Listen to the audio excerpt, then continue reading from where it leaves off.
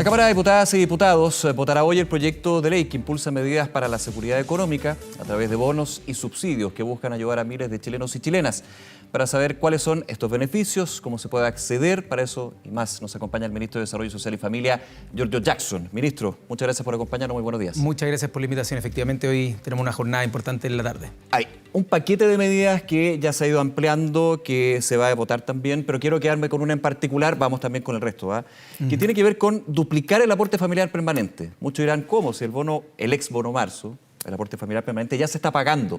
Sí. Aquí había un pendiente antes del receso legislativo, que era duplicarlo y poder llevarlo a, me corrige, puedo estar equivocado, 250.000 pesos, ¿no? No, son el ex bono marzo o aporte familiar permanente, el que se paga todos los años, corresponde este año a una cifra cercana a los 59.450. Perdón, ya. Estoy y en la segunda cuota que se pagaría, si es que se aprueba el proyecto de ley, como la duplicación de este bono, sería de 60.000 pesos la segunda cuota. Perfecto. Número cerrado, que es lo que se acordó en el Senado. Esto quedó pendiente porque con tanto proyecto al final del año legislativo pasado, bueno, se dejó para esto, pues dijo, igual volvemos, se vota. Exacto. Eventualmente ustedes creen que debería aprobarse, ¿no? Sí, si es que, tuvimos una muy buena recepción en las distintas comisiones. De hecho, en la Comisión de Hacienda, a la que me tocó participar la semana pasada, se aprobó de forma unánime.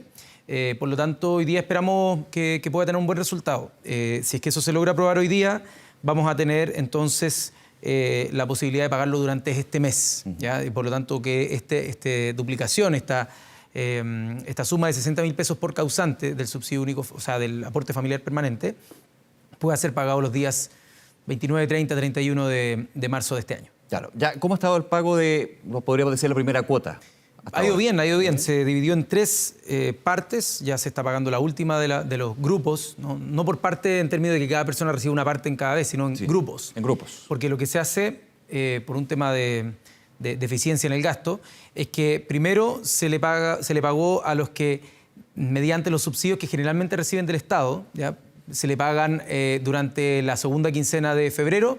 Entonces se añadió este monto en la misma transferencia, entonces no se paga una doble transferencia por parte del Estado, por el servicio de transferencia. Claro, es más eficiente en términos de que es más automático, se aumenta el monto. Se aumenta el monto, pero ya la transferencia iba igual, porque esas personas reciben subsidio. Luego la primera quincena y ya se están terminando de ejecutar los de la segunda quincena. Así que esperamos que con esta eventual aprobación que el día de hoy podamos tener en la Cámara de Diputadas y Diputados, podamos tener no solamente esto, que es de forma extraordinaria un aumento en el monto del bono marzo, ¿no? Con esta duplicación, sino que 2 instrumentos súper importantes que van a apoyar a la familia durante el año. Déjeme un segundo antes de seguir a otros 2 instrumentos que son muy importantes. Este aumento, el duplicar el aporte familiar permanente, ¿es para este año solamente o se vuelve permanente? Es solamente para este año. Es extraordinario. Así está planteado porque este ha sido un año donde particularmente ha golpeado el tema de la inflación acumulada y por lo tanto se vio que era necesario que en un mes tan complejo de instalación, porque el origen del bono marzo cuando existía tenía que ver principalmente con el tema de los útiles escolares, con los libros, con todo lo que significa... Los gastos de marzo. Gastos de marzo propios de los colegios, por eso está por causante, ¿no? Y en general estaba muy asociado a eso.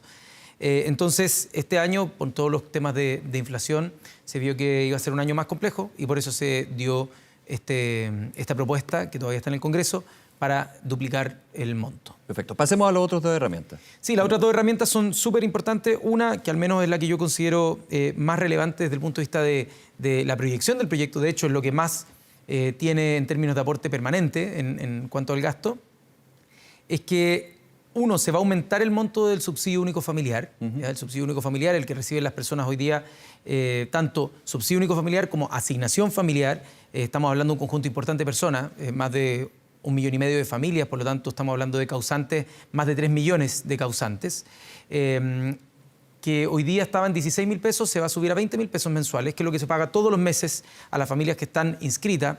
Hago el llamado a todas las personas, de hecho, que estén en el 60% del tramo del registro social de hogares, a que hagan el trámite en la municipalidad hoy día, pero la gracia que tenemos es que además de subirlo un 20%, se va a automatizar para todos aquellos niños, niñas y adolescentes que, estando en el 40% de menores ingresos, hoy día no lo están recibiendo. Entonces, lo que nos dimos cuenta cuando hicimos los cruces de datos para ver qué beneficios se hacían a fines del año pasado, es que hoy día hay más de 900.000 niños, niñas y adolescentes que, estando en el 40% de menores ingresos, cumpliendo el requisito, digamos, no estaban recibiendo este beneficio. ¿Y por qué no lo recibían? Por distintas razones. Nosotros empezamos a hacer un doble clic y lo que no nos explicamos es que hay cerca de más de 500.000 niños, niñas y adolescentes que no han hecho probablemente la solicitud o, por ejemplo, no hay un cruce de datos que le haga tener el control del niño sano como registro. Perfecto. Entonces nosotros lo que dijimos no están en el registro. No quiero decir no están en el sistema, pero no están en el registro. No, pero de alguna forma, o por falta de información no han postulado, o porque no cumplen un requisito medio burocrático dentro de la asignación para este beneficio. Entonces lo que nosotros dijimos es invirtamos la carga de la prueba. En Chile tenemos lamentablemente que la pobreza infantil es más grande que la pobreza nacional. Tenemos cerca del 17,7% de nuestra población de menores de 18 años que está en situación de pobreza económica, mientras que en la población nacional el promedio es de 10,8%. Por lo tanto, lo que nosotros aspiramos con esta implementación es que sobre todo los grupos familiares que tienen niños, niñas y adolescentes a su cargo reciban mes a mes estos aportes, independiente que no hayan hecho la solicitud. Esto debiese ser algo como un piso de garantía, sobre todo para la niñez, para la crianza, y eso es lo que permite hacer este proyecto. O sea, técnicamente estaríamos hablando de, podríamos decir, una inscripción automática. Algo así, claro, como una especie de... nosotros le llamamos automatización del subsidio único familiar para aquellos que están en el 40% de menores ingresos y por lo tanto, de esa manera, dar un salto en los ingresos que tienen disponibles en el mes para satisfacer las necesidades básicas. Y adicional a eso, el proyecto de ley contempla lo que se ha denominado el bolsillo familiar electrónico. Expliquemos de qué se trata el bolsillo familiar. El bolsillo familiar electrónico es algo que, no existía, que se está creando por ley y que lo que permite es que las familias, dado que había un aumento en el precio de los alimentos, la canasta básica ha aumentado, ahora el último mes recién tuvimos la primera baja que ha habido. Poquito, pero sí, 1,2. Ojalá fuera. Pero es la primera baja, más, como señal, es la primera baja que hay desde hace ya varios años. 2 años. Entonces, lo que nosotros estamos proponiendo como gobierno es que a las familias se les pueda asignar un monto también por causante, equivalente a 13.500 pesos por causante, que se les suman a una cuenta, por así decirlo, virtual dentro de la cuenta RUT, y que de esa manera cada vez que vayan a comprar al comercio, tanto en las ferias libres como en los almacenes, como en los supermercados, en los que tengan referencia a alimentos y que estén tipificados así, lo que va a hacer es que cuando tú pagues con la cuenta RUT, con la tarjeta del Banco Estado, la que ya tienen, se te va a cargar desde esta cuenta, por así decirlo, virtual, de este bolsillo familiar electrónico, se te va a cargar el 20% de la compra a tu cuenta RUT. Es decir, se abona entonces. Se abona. Entonces, en el fondo, las familias, ¿qué es lo que van a ver? Es que van a tener un descuento del 20% de lo que estén comprando en materia de alimentos. Y para el vendedor es exactamente lo mismo. El vendedor recibe lo mismo que recibiría por el pago. Pero la persona que está comprando va a tener algo así como un 20% de disminución en el pago. Y eso hasta el tope de estos 13.500 pesos por carga. Por ejemplo, si tuviera 3 cargas esta familia, sería en total de 50.300 pesos. Y lo positivo también es que aquí es a cualquier comercio que tenga que ver con alimentos. Exactamente. Donde haya un pago, por supuesto, con tarjeta. Exactamente. Acá uno lo que tiene es una, por así decirlo, tipificación del comercio establecido y por lo tanto lo que tú tienes es la posibilidad de registrarlos y por lo tanto están en un registro por su inicio de actividades, etc. Así que efectivamente ahí lo que se tiene es la posibilidad de tener un monto, en este caso para 3 personas sería de 40.500 pesos, ¿no? de descuentos que vas a tener por cada una de las compras un 20%. Ministro, esto en los proyectos de ley que se van a discutir hoy en sala, usted me decía que están optimista en términos de que ha habido buena recepción a nivel transversal, obviamente cuando hablamos de inflación, precios de alimentos, gastos de marzo. Así es. Es difícil que alguien pueda estar en contra de eso. Lo que sí, muchas veces la discusión técnica parlamentaria es el tema de los recursos, de la mejor eficiencia de los recursos cuando sabemos que los recursos no son eternos, son escasos, digamos, más que nunca. Efectivamente, de hecho, en la misma Comisión de Hacienda habían parlamentarios que decían, ¿por qué no aumentamos más? Por ejemplo, del 40% al 60%, o ¿por qué no aumentamos el monto más? Y nosotros decíamos, felices, pero la verdad es que hace una semana atrás, de hecho, el mismo Congreso Nacional, de alguna manera, cerró la puerta, al menos momentáneamente, a tener mayores ingresos permanentes. Esto, ¿no? por el rechazo de la reforma tributaria. Entonces, es difícil poder comprometer más gasto, sobre todo el gasto que es permanente, si es que no tenemos una fuente responsable de generar ingresos.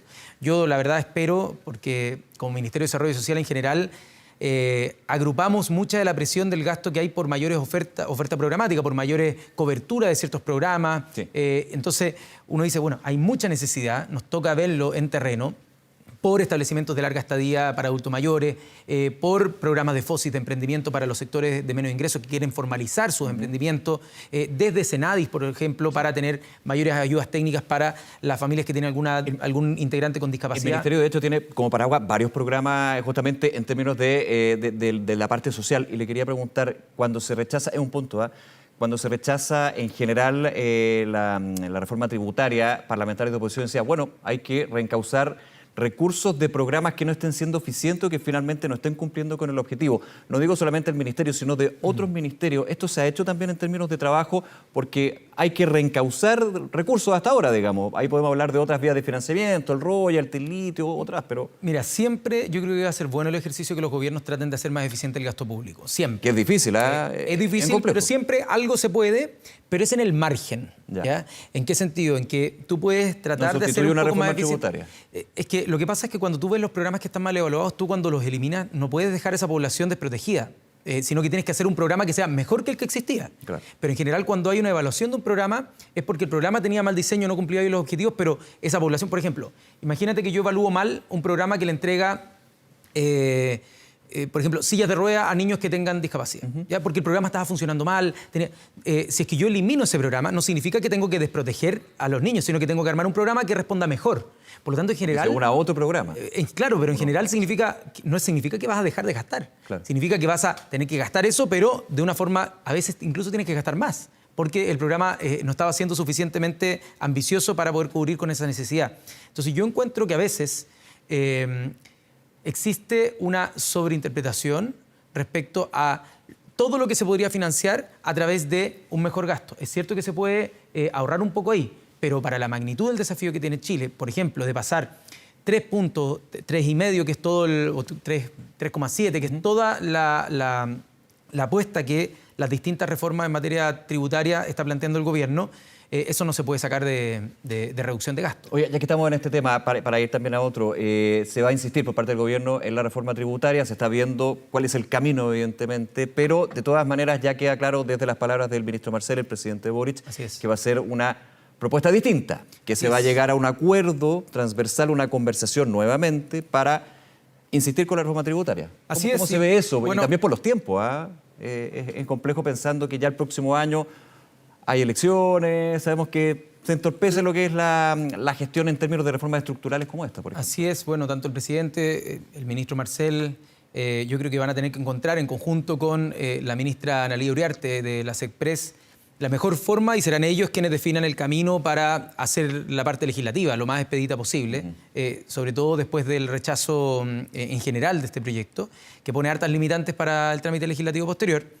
Pero lo importante es llegar a un acuerdo que permita mantener la ambición en términos de recaudación, pero que los instrumentos sean totalmente flexibles. O sea, si es que, por ejemplo, había algún instrumento que a la oposición no le gustara, bueno, busquemos otro, pero mantengamos la meta de recaudación, porque la presión social para que haya más cohesión, para que haya más cobertura en salud, para que haya pensiones que superen los 250.000 pesos como piso, para que tengamos mejores prestaciones para la niñez y la adolescencia, esa presión está. Para que tengamos mayor descentralización, mayor inversión pública. Entonces, yo al menos soy de la idea, tal como lo ha manifestado el presidente, tal como lo ha manifestado el ministro Marcel, de que tenemos que ser muy flexibles y pragmáticos en los instrumentos. Entonces, que tengamos una meta de recaudación, que en este caso, como te digo, si es que uno suma la ambición de cobertura que se viene levantando desde la sociedad civil a partir de toda la demanda social que hay, de todas maneras tenemos 3,7 puntos del PIB para poder mejorar la situación que viven las familias hoy día.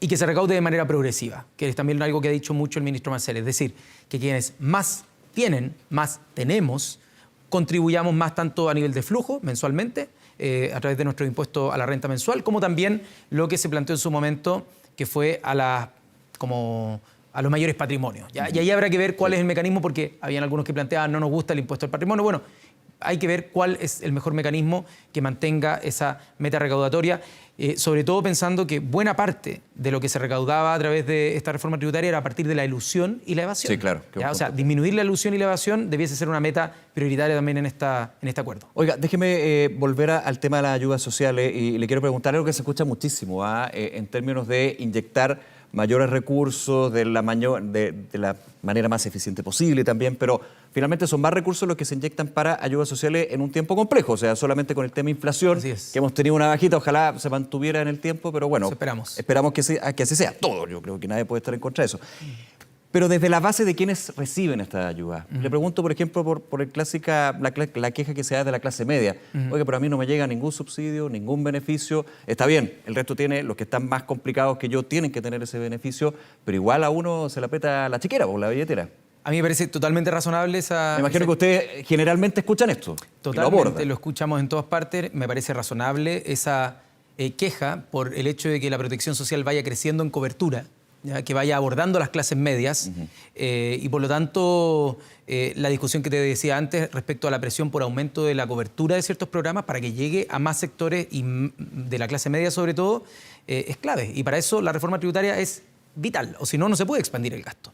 Pero este gobierno sí ha dado pasos importantes en materia de beneficios para la clase media que antes no existían. Por ejemplo, copago cero en la salud pública. Antes los usuarios de FONASA C y D no teníamos, yo también soy FONASA, no teníamos derecho a copago cero. En este caso no está planteado para quienes estamos en FONASA y tenemos altos tramos, sino que para toda la gente que está en FONASA y que antes, sobre todo gente del tramo C, gente del tramo D, que no estaban incorporados, que eran clase media, que tenían ingresos, digamos, de, no sé, 1 millón, quizás podían llegar a 2 millones de pesos como núcleo familiar, bueno, y tenían que pagar copagos que eran altísimos. Muchas veces tenían una operación, varios, y 500.000 pesos tenían que desembolsar. Todo el sistema de salud pública ahora, copago cero. Por otro lado, también tenemos el programa de medicamentos. En medicamentos se amplió la base de convenio de FONASA para tener de 2.700 a más de 6.000 medicamentos, que lo que van a permitir es rebajar un 32% el gasto de bolsillo en medicamentos en enfermedades crónicas, que antes no existía ese convenio, o sea, esa extensión en el convenio. Un tema no menor para quienes hoy día sobre todo son padres o madres y tienen a sus chicos de pre-kinder o kinder en el colegio. ¿Qué es lo que pasaba?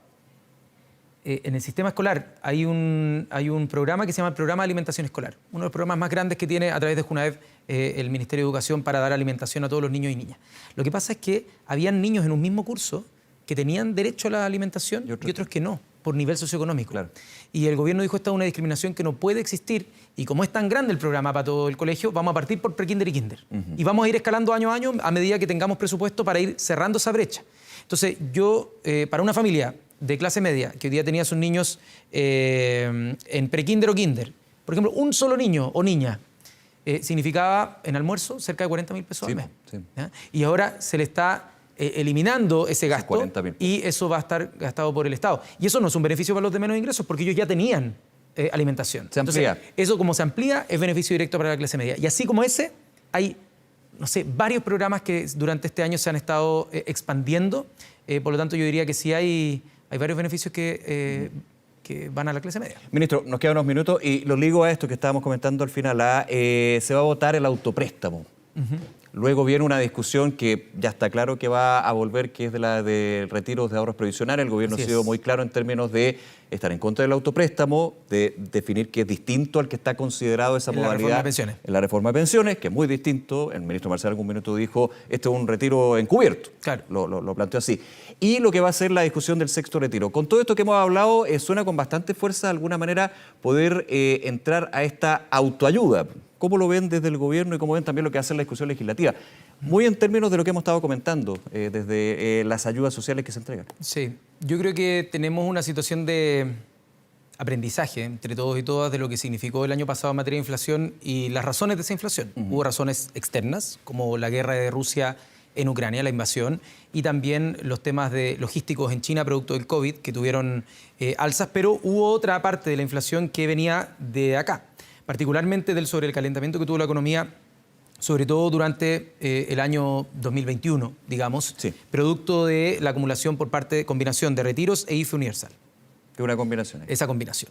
Y por lo tanto, eso lo que generó fue mucha presión en tema del consumo, principalmente el comercio.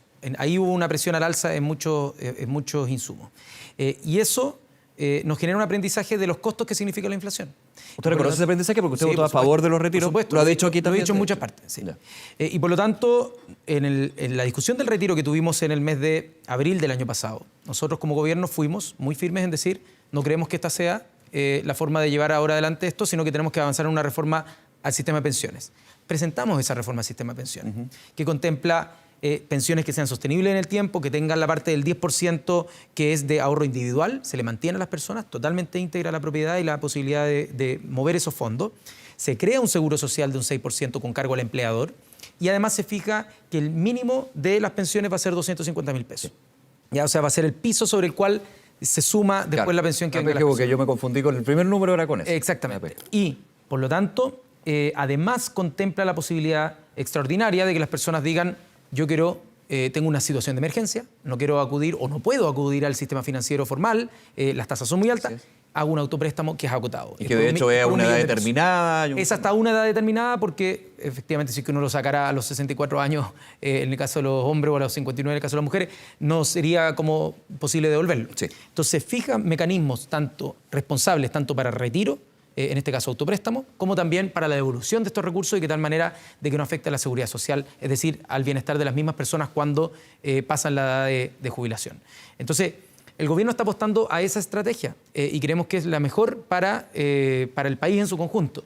Y por lo tanto, hemos llamado tanto a los parlamentarios del oficialismo como también, ojalá a los de oposición, a que le pongamos celeridad a ese proyecto que tiene este instrumento, que puede ser una muy buena noticia para las personas, tanto en materia previsional como también en este mecanismo extraordinario para cuando necesiten y cuando se vean en necesidad. Así que creemos que los otros dos proyectos no debiesen aprobarse. ¿Usted cree que puede influir una eventual presión ciudadana a favor de un sexto retiro o un autopréstamo? Se lo pregunto por los anteriores retiros, donde efectivamente se daba esto y los mismos parlamentarios lo decían. La gente lo está pidiendo. ¿Cómo le vamos a decir que no a la gente? Yo creo que siempre influye en un parlamentario, yo fui 8 años parlamentario, siempre influye la presión ciudadana, pero acá también tenemos antecedentes de aprendizaje que quizás antes no se contaban de manera tan directa y además el gobierno ha estado de manera muy proactiva proponiendo una alternativa distinta, además de toda la parrilla de beneficios sociales que se han ido anunciando en los últimos meses. Así que yo espero que eso también sea analizado por parte de los parlamentarios y parlamentarias y yo creo también por parte de la ciudadanía al momento de evaluar los riesgos y los beneficios de una situación como esta. A nosotros nos interesa desde Desarrollo Social y en general desde el gobierno que las personas más que sacar por una vez y tener recursos una sola vez, que encontremos una forma de ir aumentando gradualmente los beneficios y los ingresos de las personas de manera sostenible. Salario mínimo, subsidios como el que te estaba mencionando, en general las pensiones, que las personas puedan tener incremento en sus ingresos todos los meses, no por una vez y que después sea así tan efímero, sino que sea algo que dure en el tiempo. Ministro Giorgio Jackson, nuevamente, gracias por acompañarnos. Muchas gracias. Que le vaya muy bien. Buen día.